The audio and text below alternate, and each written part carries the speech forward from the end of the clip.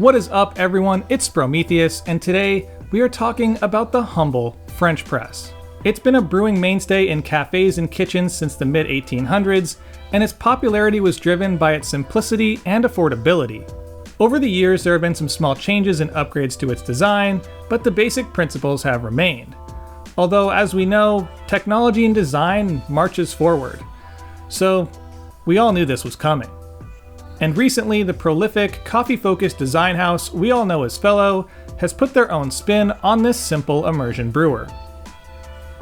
Just as you'd suspect, it fits their general clean and minimalist design. It's a good-looking piece. But that isn't the surprise. What is, though, is its price. Yep, it's a $99 French press.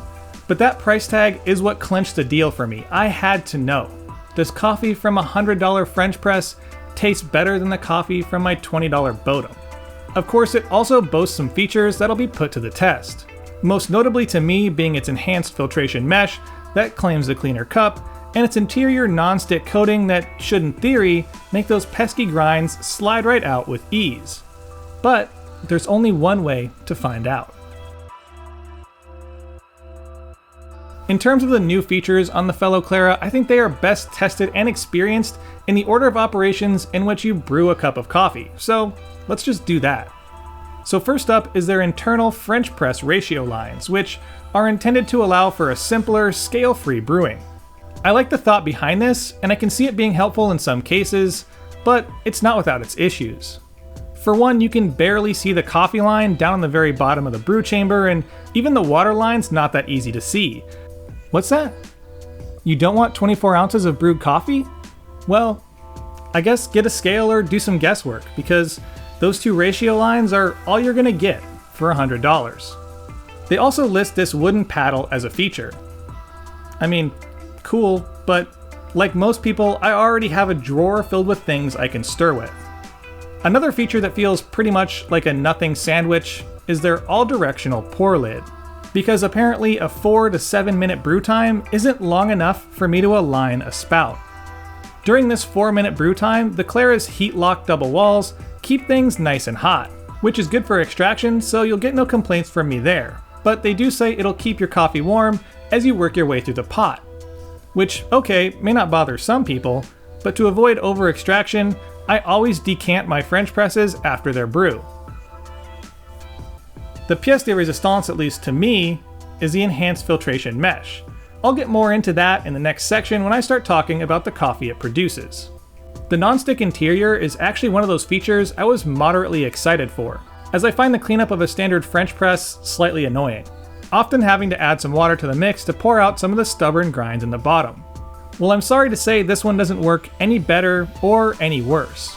Maybe I misunderstood the explanation of this feature, but based on what I saw on their website, I thought as soon as the brew was done, I could easily dump out the grinds, but no, that wasn't the case. Especially when brewing with their recommended 60-gram dose that is essentially getting tamped down by the filter, it creates a just as messy and time-consuming cleanup as any other French press. Confused by this revelation, I checked the small instruction packet that came with the French press, and it says the grinds come out easily with warm soapy water. Okay. So pretty much like any other French press I've ever used. Groundbreaking stuff right there. Now that we've covered all their main features or selling points, let's talk about what we're really here for, and that is the coffee. As I mentioned earlier, and in pretty much every video I've ever done about filter coffee, I'm all about those clean cups, and that's why generally I don't go for French presses often. But even for me, even a heavy brew has its place, like with a nice greasy breakfast. But I thought this one with the enhanced filtration mesh would do a better job at keeping the silt and fines at bay and out of the final product, which it didn't really. This tasted more or less like any other French press I've had prior, which isn't bad, but it failed to meet the expectations that they created. Those out there who essentially chew their morning coffee would be more than happy with what the Fellow Clara produces, but a clean cup is not what I would call it. So to be honest, I can't help but feel a little bad, because this is kind of a hatchet job of a review. If you've been around the channel for a while, you've likely seen more than one Fellow product make an appearance, and generally, I come away from them feeling pretty positive. I guess when it comes to the Fellow Clara, I'm going to have to break my mom's rule of if you can't say anything nice, don't say anything at all. Outside of the aesthetics, I don't see $100 worth of value in it. It performs generally like any other French press. The features that are highlighted are not the game changers you'd expect for the price.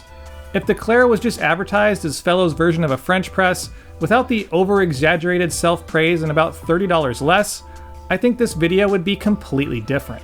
But when it comes to pricing and marketing, they have to meet kind of somewhere in the middle to maintain customer expectations.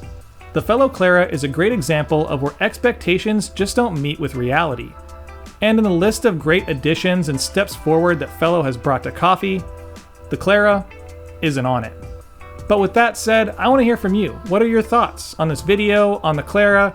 Did you buy it? Are you an early adopter? Did it meet your expectations? Let me know that and any other coffee questions you have about French presses or whatever it may be. Drop them in the comment section down below.